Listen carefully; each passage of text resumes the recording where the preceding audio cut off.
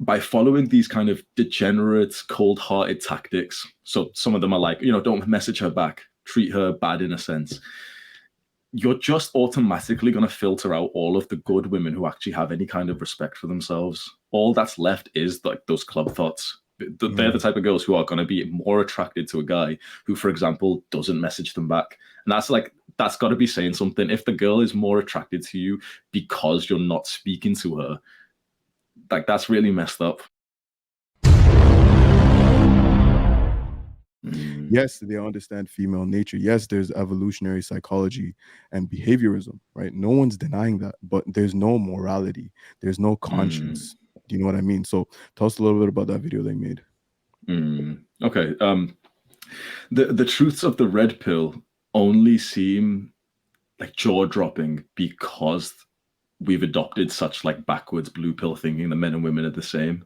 And so the truth really is just, oh yeah, men and women are different. And so of course women are attracted to different things. And a lot of it's just based on like the biological differences between men and women. And so there's like, there's certain facts which I really found very interesting. Like women will prefer men who show more dominant and alpha characteristics of higher testosterone when they're ovulating, when they're able to get pregnant. And that's kind of something that you're not really taught about here because you're taught, be nice, be yourself. But there's biological proof that there is really that tendency of like alpha. Can I swear on here? Or okay? It's better if you don't. We'll edit that out. Okay, my apologies. No Alpha worries. F and then beta bucks. But so there's beautiful truth to it, and I think it's very important that young men get that knowledge because you don't hear it in like Western societies. At least I've only ever grown up in the West, so I'm not too sure in different countries. But we hear that men and women are the same. We should be treated equally, and whilst there is like some need of equality, you can certainly go like too far with that to the point that now boys think that they should behave like girls and girls think that they should behave like boys, and now we're all just dead inside because of that lack of polarity.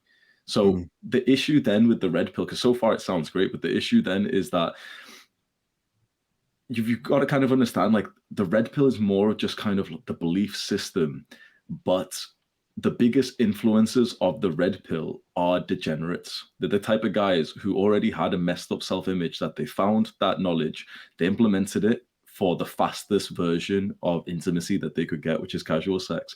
And then they're also the guys who had the level of self-image that was already broken to then post about it online and tell other guys, here's how you can hook up with girls from the club.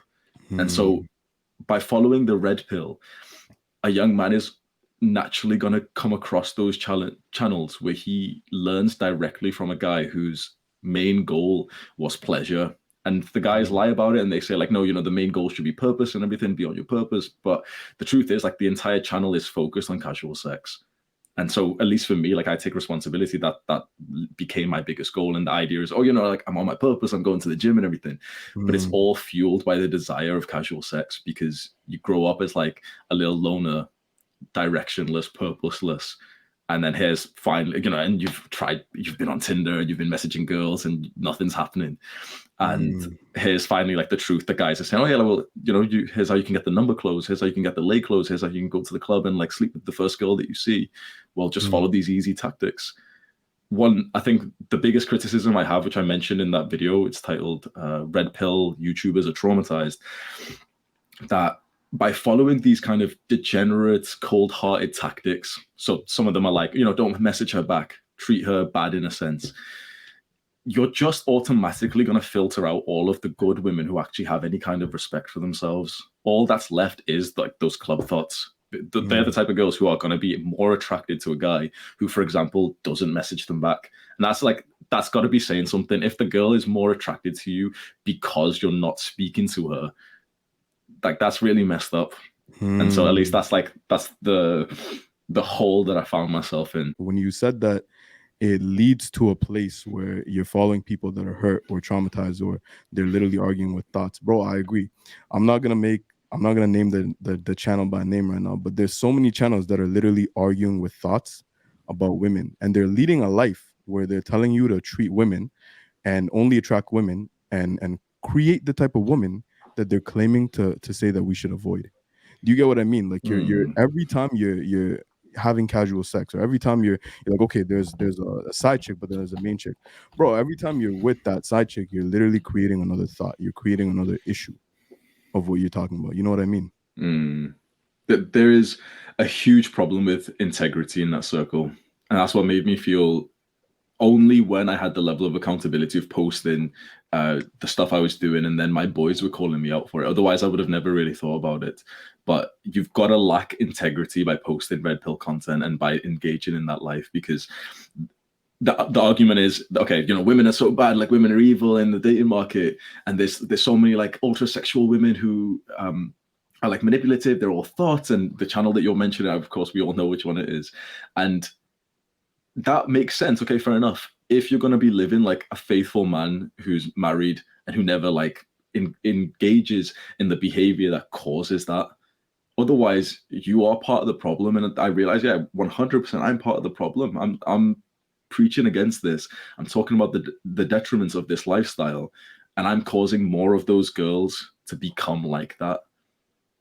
And it was only the accountability of my followers who saw those videos, called me out for it, criticized me for it, and obviously like it hurt my ego. They're definitely wrong. I'm right. I'm the one who's getting laid. That eventually like, I decided to think, okay, people I respect are saying this to me now. Like I've got to take it seriously.